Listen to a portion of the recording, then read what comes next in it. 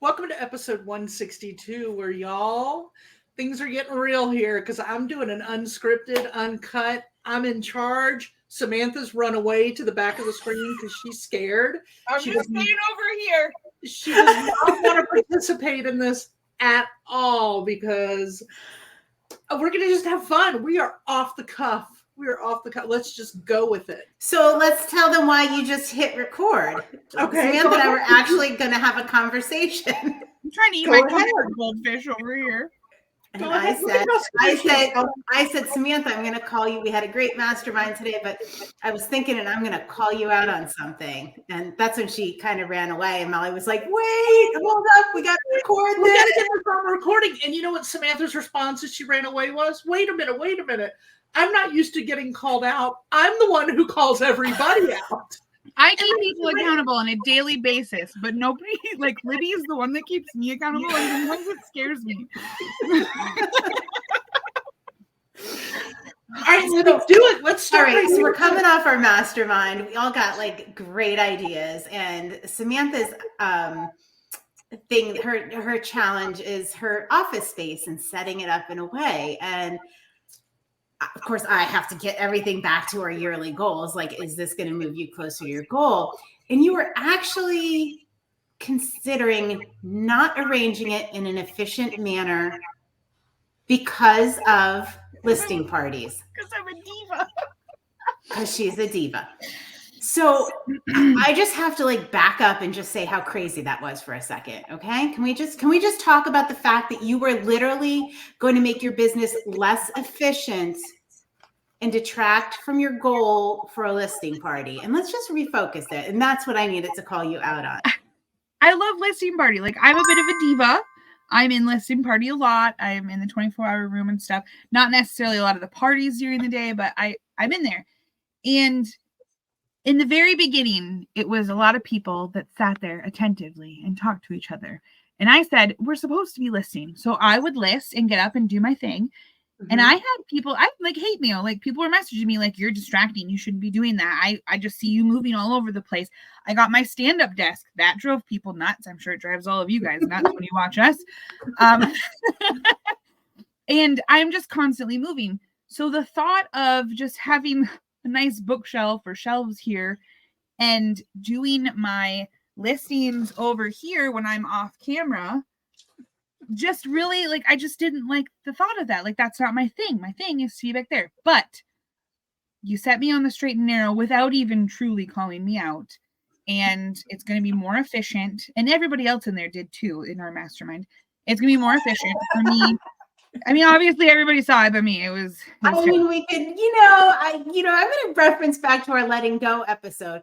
The more defensive you are about something, the more likely it is it needs to be changed. Absolutely. I just wanted providing us with this real life example, my friend. I just wanted some brainstorming ideas. I didn't even think it was like a real problem. I'm just like, yeah, I'm thinking about redecorating. You guys are like, what the hell are you doing? But it's good. It's good. I'm going to rearrange, move some stuff over here, make this look nicer, but also have things that are like cool. There's really cool things that come in on consignment that doesn't necessarily match my decor in my house, especially enough for me to buy it. And I don't like having, when I very first started consignment, I just had things all over. I knew when that thing sold that it was sitting on my mantle, or when that thing sold, it was in my kitchen up on the cupboards. And then eventually you grow and I have like 80 whatever consigners now, and you can't do that. I have to know which bin and which shelf it's in and have a system. But it would be really cool to have this be some part of my inventory system and know that when that item sells, it's on shelf 5 or whatever I name it, and be able to enjoy and look at some of the things that come in, but also not commit money to them because I'm super cheap. So it's a win, and I'm a little stubborn and didn't see how obvious it was. Love it. And we were also talking about, we're going to have to up your goal because now you're going to be so much more efficient. Right? But, yeah. But you're also going to have to walk diamond a little more because you're taking steps out of your day. That's what I always find funny when we're being more efficient. We're always like, well, I take these steps and I walk over here. But if I do this, I don't have to walk there. I'm like, We're taking away all our steps. Like, Yes, definitely. Move we around work more. at I'll home. have to put some extra twists in when I'm standing here. Right. You guys are gonna get so sick of me, but I got to work my core, so it's gonna be fun. Right. What you thought was a simple redecoration of your office was actually something that is going to get you closer to your goal in 2024. Yeah. Right. We really, as we said, we over masterminded you, I think. Yeah, but that's fine. That's good. And you got to think. I thought it was very low on my priorities and a very insignificant thing because I'm just eliminating going from here to here. But then as we talked more about it, I'm eliminating that and all the interruptions when I come back to my computer and what I'm doing. And when I want my light over here to move it so that I can be brighter on these recordings, which I'm not right now, and stuff like that, it's going to eliminate all of that. And that's going to be brighter. I'm a little dull right now, but I'm going to be brighter. It's going to be such a transformation in so many ways. I love it. Yeah, when you were like, I'm just moving. It's not a big deal. I'm just moving my light from here to here and then back to here. And then I'm only doing that 500, 600 times a day. I mean, really, guys, it's really not a big deal. I'm just thinking about redecorating. Yep. Crazy cakes. Crazy cakes. So we masterminded that. Thanks for keeping me grounded, giving me a little slap once in a while. Like, what are you doing? That's why we're here, girls, to call each other out on our shenanigans. And it's not often I get to do that to Samantha. Let's say I call Molly out quite frequently, but yeah, we do. Yeah, Sorry, Mom. Yeah. I'm just so happy. Call me out. So we're sitting here laughing, having fun, and it reminds me of our friend, our sea chatter, Candace, made a comment on one of our posts that she's got to quit listening to us in the car because she's laughing too hard while she's driving. I saw that. Oh, I love her. Candace. Be careful. You're welcome. You be careful. All right, so we're doing a little unscripted. I was coming up with things, and then I got into talking to you all ahead of time and kind of lost some of them. But first thing I want to ask is important. Huh? That's all right. This was important. It needed to be said. It needed to be said. Yeah, you jumped on that, and I had to weave all my mind that I was trying to put into notes. So we are really, really. I don't even have my questions ready, y'all. So off this is one of the those rails. Oh, off the rails, so far off the rails. All right, we're all everything sellers, but what is your absolute favorite thing to sell? Absolute favorite of all the things. I usually say jewelry, but when I have a whole bunch of jewelry, it's not my favorite thing. So it's usually whatever I don't have a lot of is my favorite thing. But generally jewelry, yeah. Love it. Takes up board games. Samantha's board games. See, I guess I could have answered these right off the bat. I was thinking, yeah. I'm a shoe girl. Shoe girl, yeah. I always find that amazing because that's definitely one of my least favorite things to sell and store and photograph and ship. And I love to photograph shoes. I love it. Look, I got a pair of shoes right here. I'm getting ready to photograph. Right here. So I used to love shoes. It was something I pick them up at garage sales and stuff. I really like shoes. I have some consigners that bring me a lot of new in-box stuff.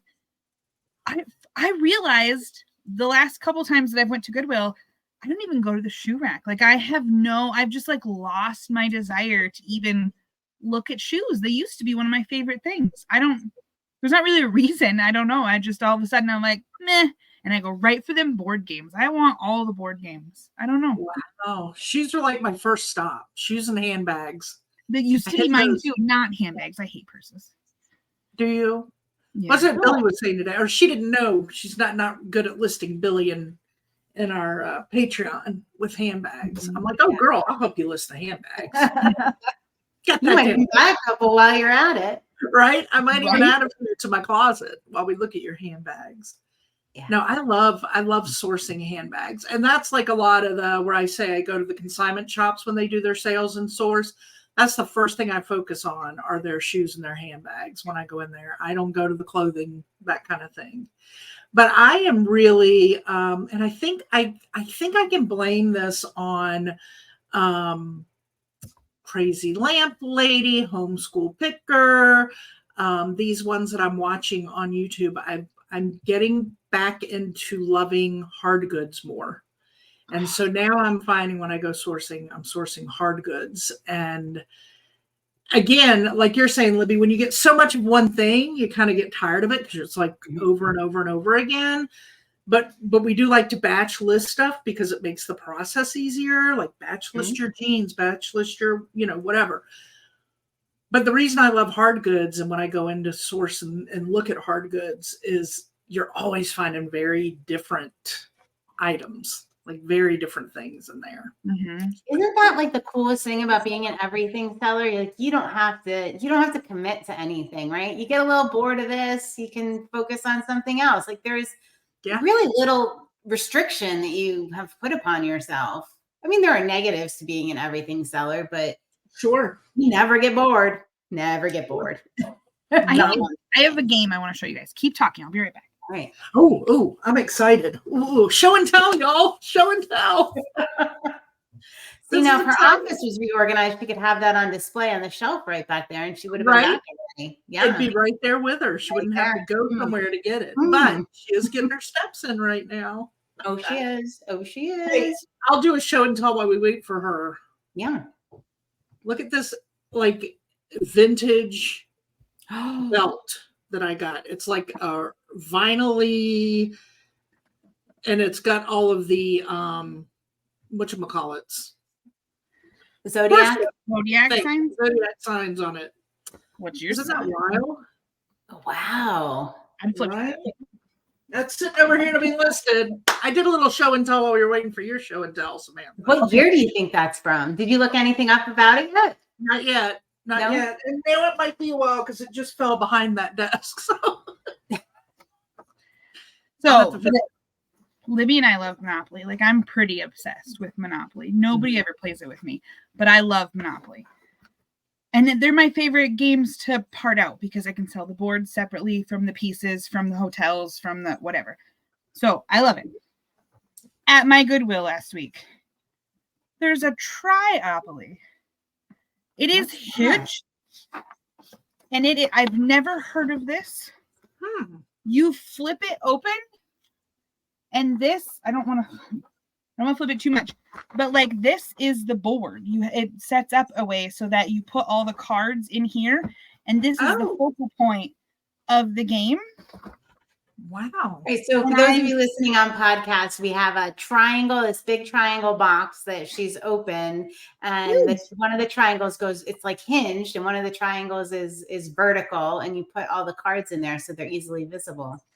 It's like a Christmas tree.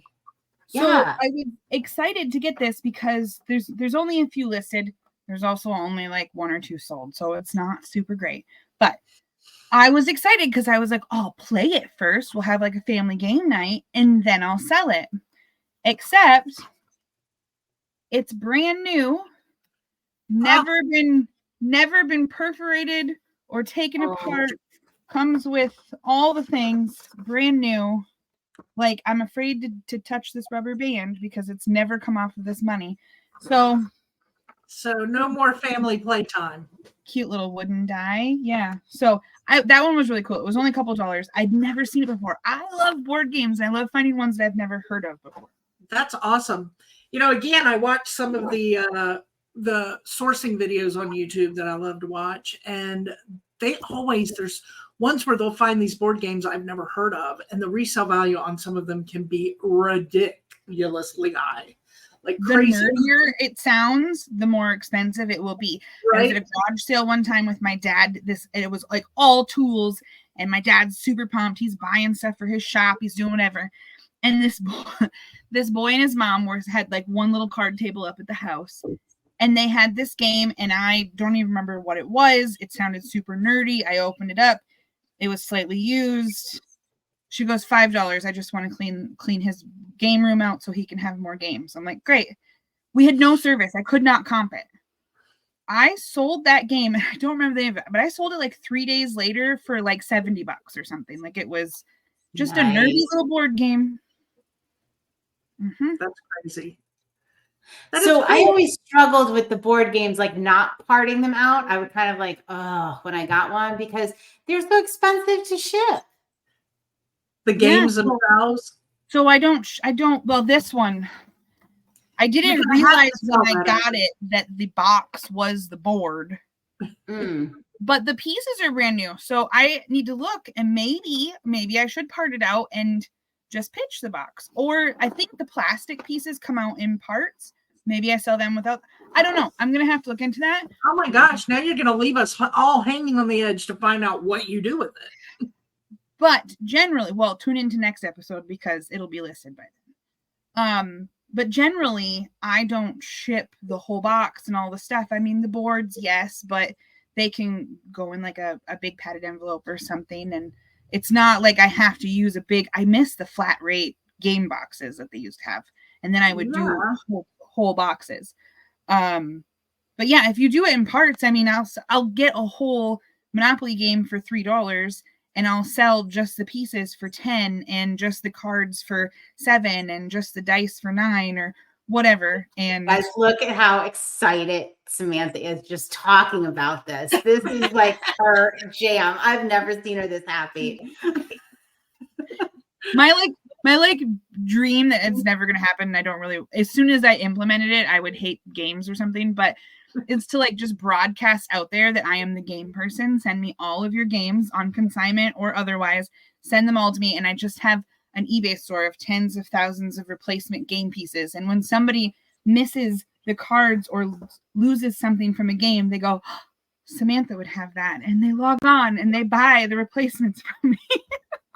I love it. You could like totally do that if you wanted to, but then, like you said, you'd be sick of games. It takes me back to my days of being the nanny babysitter back in my early years of life, and always playing board games with the kids. And you'd have that kid that would get mad, or they'd spill their milk on the money, or they would get mad and fight with their sibling and tear a card in half. And you're like, oh, well, there goes the game. Like, Right. Then what do? Well, you go to Sorting with Samantha and look through her sorts of game pieces, and ta-da, there's the replacement. Don't actually do that, though. I mean, if people actually looked up a 1985 Monopoly game, they could buy, with shipping, usually the whole game for less than they're buying the replacement piece from me. But people don't think of that. They think, oh, I need more deed cards because the kid ripped them or spilled milk on them. I need the deed card. They look up Monopoly 1985 deed cards and they buy mine for $20. I don't. The whole game. I mean, I would do that because I just wouldn't want to be wasteful. I would look for the replacement parts first. Yeah. I do that all the time. And I'm willing to spend a little more on a replacement rather than buying a whole game and having to get rid of like pieces of it. Yeah. All right, Samantha, you just solved one of my problems. This is a great business model because, we've been many a time known to, we've ruined Christmas with Monopoly. We've had many a board game flipped. But the one that sticks with me was I got this I don't think I told you this. I hope I didn't. But Molly can edit it out if I did. I had this Monopoly game. It was my prized possession. And we would sit on the back porch and we'd play it every summer. We'd, every day we'd play a game of Monopoly. My sister and the neighbors and I. And my sister decided one time that we would have the snack in the middle of the Monopoly board. And she put potato chips on it. And like, I was a little particular about my Monopoly board. So to this day, my Monopoly board, my 1980s something Monopoly board, has a big potato chip grease stain on the middle of the stain on it. Oh, yeah. All right. Well, I'm sure I have a couple in stock. Or I could just send you one. Tell me which one you need. I will have to look up and see exactly what year it is. Yeah. Think See, of you that. already have a customer. But do you really want to let go of that with the memory in the middle of it? I mean, right smack in the middle is that memory. I don't know. I mean, I can laugh about it a little bit now, but like for years, it really pissed me off. Like, no joke. Like, legitimately made me angry when I would see that board. My mother might have had to break up a fist fight over that. I'm not sure, but Lord. it was bad. Yeah. That's why we quit playing Monopoly as siblings in general. There was always a fist fight because Samantha always won. Yeah, we still love the game. Yeah, we still love the game. Still love it. Right. Right. Well, the rest of your questions, I thought we were being interviewed here. You're letting us get off the rails even more. I know. Well, because I didn't get my questions written down because you guys started with such great stuff, I had to hit record, and now I got nowhere to go with this. We're just we'll figure it out. We'll figure it out. We're just really off the rails. But I was just thinking about something I do want to talk about because, now I can't remember the date. I have to look it up. But we have our reseller relaxation cruise coming up that we're doing with Katie and Vicky. Mm-hmm. And there are some open cabins that were put out there. If anybody wants to grab one, there's a post in the Boss Reseller group. I know there's a post there that our travel agent put out about these cabins coming up that are available, and I'm trying to think of where, and you can get into our reseller relaxation group if you ask for it. Mm-hmm.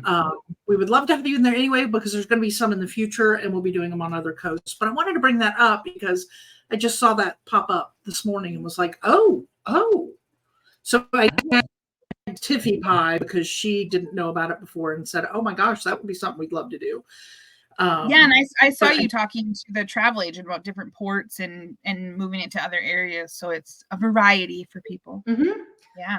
Yeah, we want to be able to, we're doing it out of the West Coast this year from LA.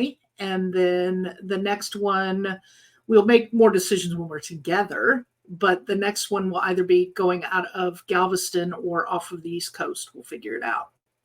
Awesome. And whether or not that happens a year or 2 years, I don't know. But listen, we're resellers who spend time like working our butts off all day long. So we like to plan the fun things in and out of every now and then so we can be with our people and have a good time. So if anybody wants to hang out with me during that week, and I'll be on Listing Party and in our Patreon group and doing all the other things because I don't cruise. So I got a song. Somebody needs to hold the fort down.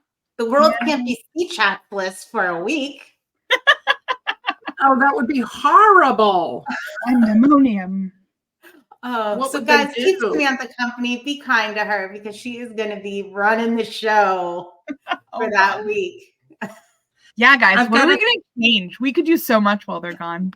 Oh, my word. So speaking of that, do we want to make the announcement now? I mean, some of our people will have already seen it. Some of our Patreon members will have already seen it, but have at it, girlfriend. Starting something new. It's technically, by the time this comes out, it starts tomorrow. Oh, yeah, it'll start the next day. Right. So we do want to announce that. Or the same day, technically, whenever you're listening to this. It's going to start Wednesday, February something. My calendar is not in front of me. February something or another. First Wednesday in February, folks.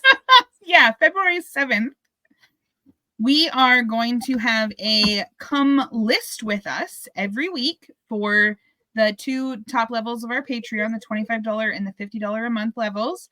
So those levels will still get the weekday morning motivation meeting. They'll get their weekly accountability and mastermind meeting. And now they will also get every Wednesday from 1 p.m. to 3 p.m. Eastern, a 2-hour live listing session with us where we will provide a Zoom link. You pop in and you hang out. You guys hear us talking about different things like that. We did one for Listapalooza where everybody that was participating in Listapalooza could come in and chat with us and list. We were going to do them for an hour at a time during Listapalooza, and we did like a 4-hour one, and then we did a 6-hour one. So we did have to put an actual limit on these ones. They will only be 2 hours. We swear 2 hours. But it will happen every week. So you can come in and hang out with us and list together with us every week. So excited for that. And this was all a member suggestion. Yeah. So Yeah. Several members after Listapalooza, and the one actually was like, I think you should do it like this. So we tweaked that and went with it because they were very dedicated to us doing this regularly. Yeah. Awesome. Yes. So you spoke, we listened, we're here for you. It's going to be so fun. If you're not a part of I'm it, looking forward to it. Libby put a link for you to see it in the show notes, so you can absolutely easily join us tomorrow for our very first one. Yeah. Where we learn from each other. Kind of like, so we picked Wednesday because it's going to get us over the hump, right? Hump of the week. So I'm sure Molly's going to have some fun with the graphics on that one. So if you see a couple camels and cute stuff like that, it's because this Come List with Us is going to get us over the hump in the week. You know, where a lot of us are working alone, and it's really great to see other faces and pop in and ask a quick question, whatever, you know, to have coworkers for a brief period of time. Yes. Mm-hmm. We love a good coworker. I got to tell you, when we did it for Listapalooza, I got, what was it, Saturday when we were together? I think not only did I have fun talking and laughing, but I had 17 things listed during that time. That blows my mind. Working hard. Awesome. Libby doesn't believe in multitasking and thinks that she can't do it. She listed several things and got lots of things done in the time that we were doing it. She really can't, though, because afterwards she was like, oh, look at all these text messages. And I was like, I was trying to get a hold of you. I don't know why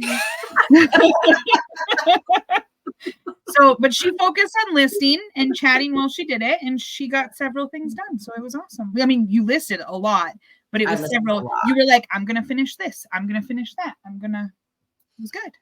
Not only that, it inspired me to finally figure out, I think I talked about this last week, was the whole standard envelope thing for the patches I've had in my store for, I don't know, 2 years, 3 years. So do tell our listeners what exactly you learned so that they know what you learned. Oh, yeah. So the eBay thing that was originally just for trading cards, the eBay standard envelope, it's what, 60 some cents, I think, to send it with tracking. Expand it to include stickers, patches, what else? Seed packets. Seed packets. Yeah. And it's just a really efficient, cost-effective way to ship the items. And because of that, these items are now eligible if they can get you to top rated status, top rated plus, and it helps play into that and helps build your store there on eBay. So it's just a really all around great option. You can provide your buyers with better prices because the shipping's not like $4 and $5 for a little patch. It's under $1, which is awesome. So yeah, awesome. Yeah. For some reason, that was the whole idea of it.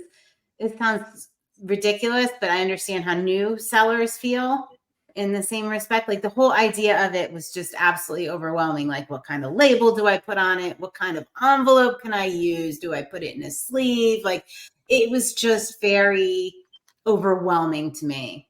But it was awesome on the listing thing because you started saying, you know, like, I don't really know what I need or how I would like, how would I ship this? I don't know how that works. And then all of a sudden you had 3 other people that were like, oh, you need these. Here's a link. You put it in here and then you tape it to here and then you do this and you want to make sure it folds like this, but not like this. And like they were answering all your questions you didn't even know you had.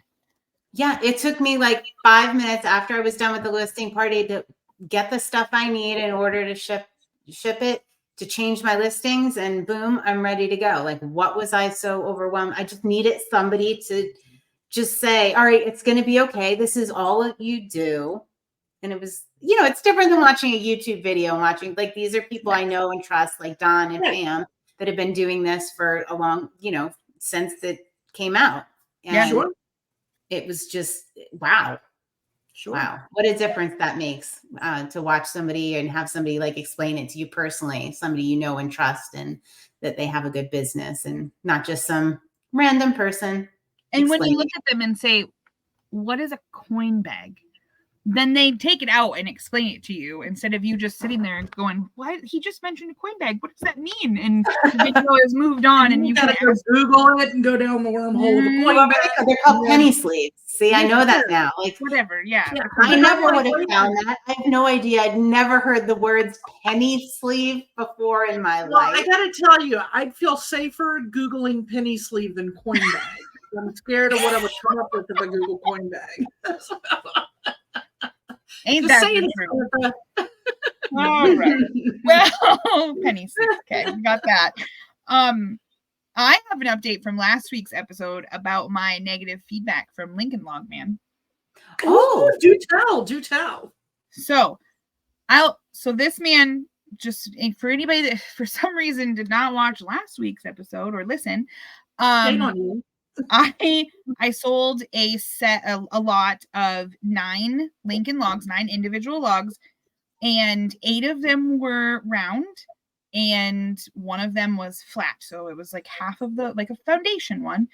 It had like 4 or 5 pictures, I thought very clear. It said in the description, 9 logs total, 8 are round and full, and 1 is a half flat one. So this guy, I even took an offer. He only paid $7 for this lot of 9 logs, and he did not reach out to me, nothing. I just got negative feedback stating that one of the logs was broken and it wasn't what he expected, and he was super cranky. So I reached out to him via message and said, "Hello." This part's a little snarky on my part, but I saw your negative feedback, but I can't find any messages or concerns from you here in my message inbox. I tried to convey in my photos and description that one of the logs was flat. I will gladly accept a return if you are not pleased with your purchase. Please let me know if you would like to go through this easy return process so I can resolve this negative experience for you. Because I don't want to, I'll give the guy a refund if he'll remove the feedback, but you don't want to just throw a refund out there. You cannot say, you absolutely and especially for feedback. Right. Exactly. Yes. You can't do that. So I'm trying to start this conversation. Thought he would just ignore me anyways, but he responded 24 hours later.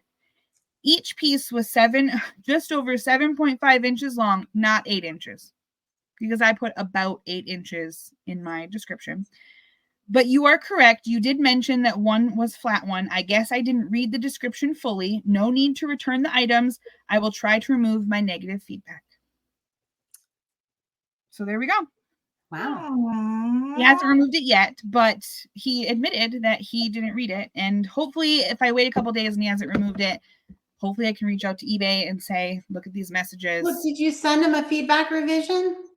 I didn't know if I should do that or because then if he doesn't do it, will eBay still remove it if I already initiated that feed? Because I don't know. You should definitely, because that gives him an easy way. If he's willing to do it, it gives him an easy way to do it. Yeah. Okay. Yeah, I would definitely. So how would somebody who's listening do that if they have no idea about this? What do they? eBay, and you can go to the feedback forum, or you can hit the. Oh God, they changed it. I don't know. I'd have to look. Can I present and share my screen?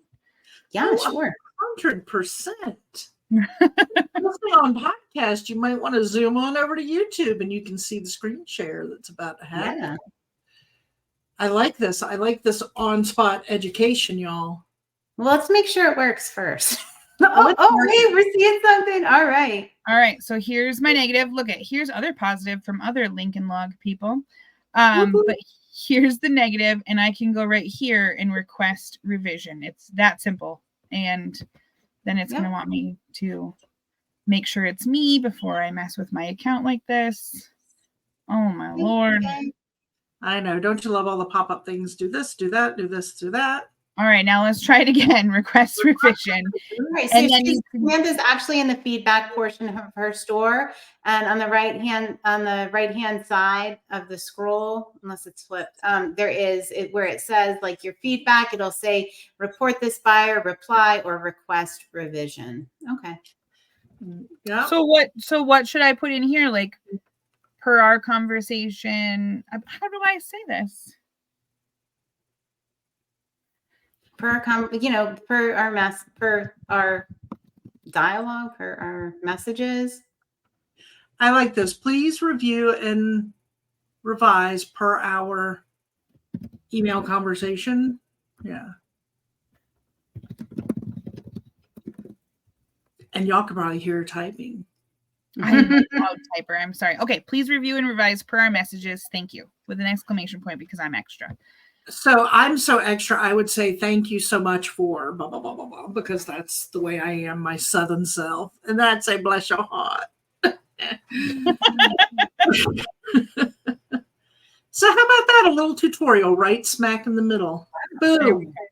This really is. I would be extra on that, but I'm still a little bitter that guy chose to leave me negative feedback over a $7 order. But whatever. It's going to get resolved. It's fine. I'm glad you handled it the right way and got it resolved in the right way. So we'll look for the next update that he did. He went through your request. I do want to touch base on our other trip because I'm all about the trips, y'all. Back with the rest of this. I'm all about the fun. We do have our dates for Gatlinburg set.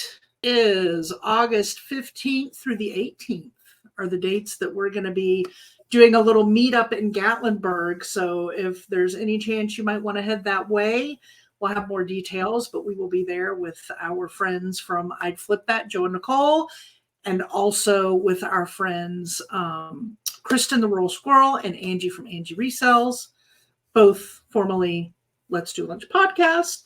We're going to just be having a ball. We're going to have so much fun. And there may be others joining us too as part of this main organizing group. But yeah, save those dates, save your pennies. We're very early into the planning phase of this, but we have a location, we have dates, and now we'll figure out if we're going to, everybody meet up for lunch and do that, or if we're going to go thrifting or both or whatever. But we're open to seeing all the people. We'll be having some group get-togethers for sure. And I'll have some suggestions out there when we get the official set up that we'll have suggestions for places for you to stay. You may not even need them. You may know exactly where you want to stay and what you want to do. But those are the dates. If you want to be a part of it, start planning it. Are we missing anything, my friends, from this wild and crazy off-the-cuff episode? No, this is fun. Oh my gosh. And I'm not just saying that because I got to call Samantha out at the very beginning. Maybe a little bit. So when I'm done listing my board game pieces, I'll start rearranging my office and make it more efficient. And we'll be watching that process along the way. Cheering you on. Yes. I want you to get where you're facing the window so the natural light hits your face. I would like to get somewhere where we have natural light. It is straight gray outside. Like my face, the paleness and the grayness is exactly what it looks like out there. Oh, my little Youper friend. All right, ladies. Oh, wait. Next episode's going to be a fun one. A fun and probably emotional up and down roller coaster fun kind of awesome episode. So hang on until next week as we have a extra special guest coming on. Yes. All right, y'all. Until next time. Cheers. Thanks for joining Libby, Molly, and Samantha, the ladies of Consignment Chats, as we build a resourceful community of collaborative resellers. Find all the ways to connect with us on consignmentchats.com. Episodes are available on YouTube and anywhere you get your podcasts.